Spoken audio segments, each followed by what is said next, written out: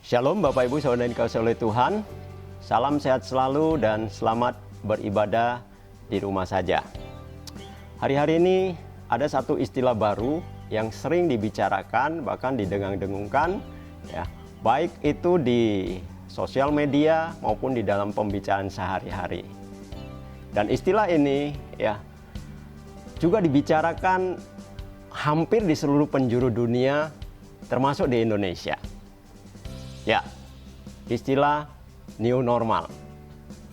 Nah, hari ini kita mau sama-sama merenungkan tentang normal atau new normal. Pandemi corona memaksa kita sebagai umat manusia penduduk dunia ini ya, untuk memulai satu kebiasaan yang baru dalam kehidupan kita sehari-hari yang kita sebut dengan new normal. Beberapa di antaranya, misalnya setiap orang harus menggunakan masker, ya, harus membangun kebiasaan untuk mencuci tangan, ya, menggunakan sabun dan di air yang mengalir, atau menggunakan hand sanitizer. Orang harus menjaga jarak antar sesamanya, ya, khususnya di dalam interaksi mereka sehari-hari. Pertanyaannya adalah, apakah kebiasaan-kebiasaan yang disebut di dalam new normal itu adalah sesuatu yang benar-benar baru atau bagaimana? Oke, Bapak Ibu Saudara yang dikasihi oleh Tuhan, mari kita buka di dalam kitab Pengkhotbah 1 ayat yang ke-9. Dikatakan, apa yang pernah terjadi akan terjadi lagi. Apa yang pernah dilakukan akan dilakukan lagi. Tidak ada sesuatu yang baru di dunia ini. Pengkhotbah 3 ayat 15 berkata, yang sekarang terjadi sudah terjadi sebelumnya. Yang akan ada sudah lama ada. Allah menentukan supaya yang sudah terjadi, terjadi lagi. Ya, jadi menurut pengkhotbah tidak ada sesuatu yang baru. Tepat sekali. Ternyata kebiasaan yang ada di dalam new normal ya sudah lama diterapkan di dunia ini. Yaitu ketika bermula dari wabah flu Spanyol ya, atau sekarang disebut corona abad 19 yang terjadi pada tahun 1918 sampai 1920 yang merenggut nyawa lebih dari 2% populasi penduduk dunia. Nah, sejak saat itu sebenarnya ya apa yang kita bicarakan hari ini, kebiasaan-kebiasaan new normal itu sudah mulai diterapkan. Jadi sesungguhnya kebiasaan new normal yang sehari-hari ini yang kita perbincangkan, yang kita dengang-dengungkan, yang coba kita terapkan di dalam kehidupan kita sehari-hari, sebenarnya sudah ada 100 tahun yang lalu. Tahun 1918 sampai 1920. Lalu bagaimana dengan gereja? Saya pikir gereja juga mengalami hal yang sama. Ya, dengan adanya pandemi corona, ya, saya percaya bahwa pandemi corona ini tentunya bukan berasal daripada Allah.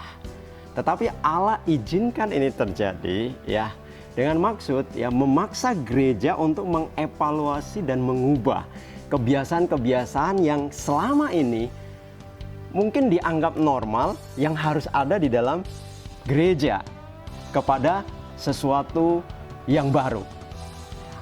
Pertanyaan yang sama ya. Apakah itu benar-benar baru atau bagaimana? Ya. Sebenarnya tidak. Justru dengan pandemi corona ini, Tuhan mau membawa gereja untuk kembali kepada apa? Kembali kepada pola awal gereja mula-mula yang ada di dalam Alkitab. Ya.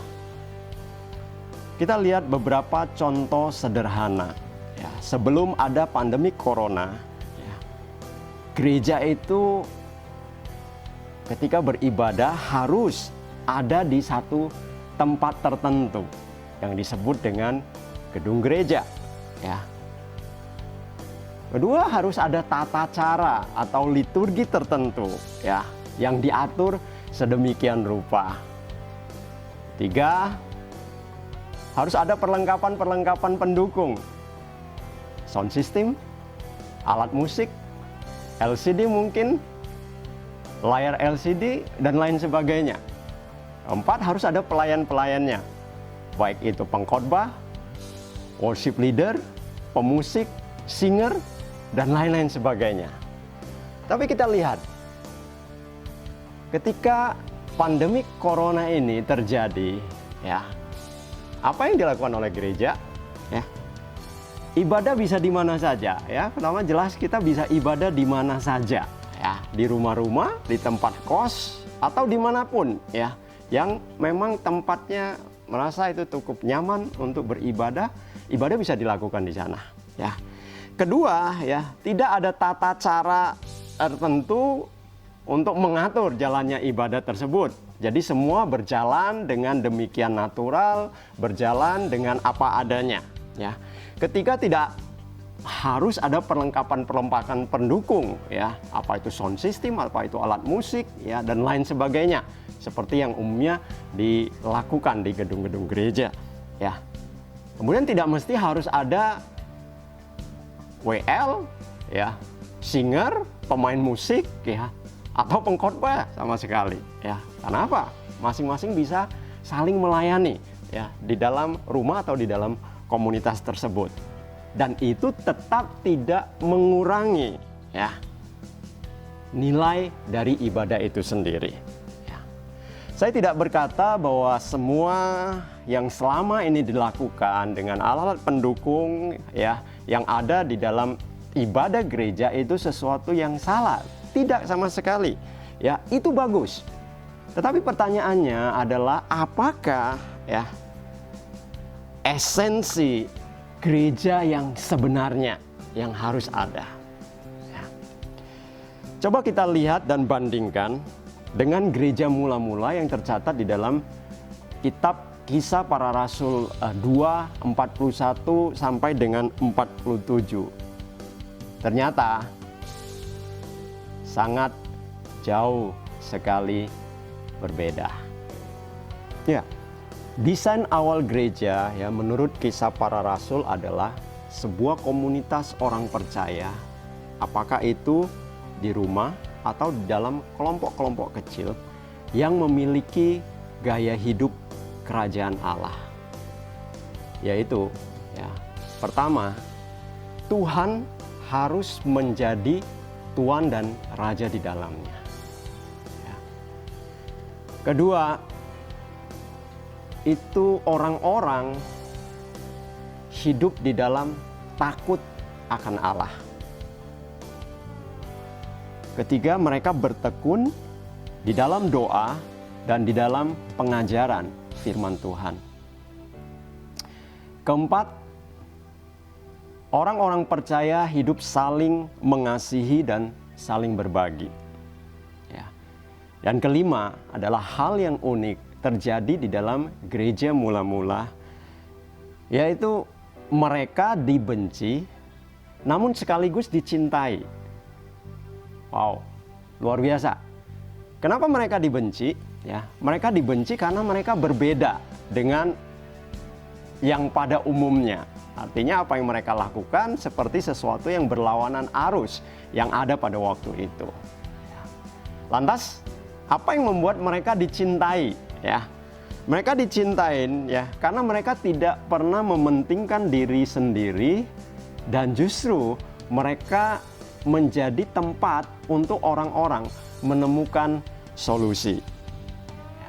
Nah, jadi sebenarnya, ya, pandemi corona ini, ya, membawa gereja untuk kembali melihat, ya, kembali kepada proses awal gereja mula-mula yang Tuhan mau. Ciri-ciri gereja ini harus ada, ya, harus muncul kembali, yang mungkin selama ini, ya, ada beberapa yang terabaikan, tapi Tuhan mau mengembalikan ini.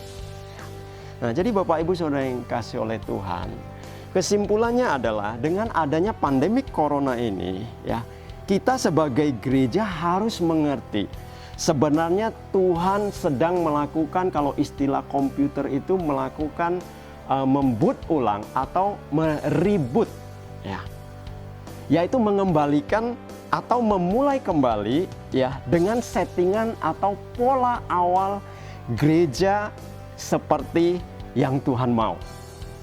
Oke. Jadi sebenarnya new normal, kita tidak masuk dalam hal yang benar-benar baru, ya, melainkan hal-hal normal yang selama ini sudah kita lupakan atau mungkin sudah kita tinggalkan. Tapi hari ini Tuhan mau membawa itu kembali, ya, supaya kita memiliki kehidupan yang normal seperti apa yang Tuhan mau. Jadi selamat memasuki era new normal, dan kita percaya di atas semua apapun yang hari-hari terjadi, Tuhan selalu memiliki maksud yang luar biasa kepada orang-orang yang Dia kasihi. Terima kasih, Tuhan Yesus memberkati kita semua.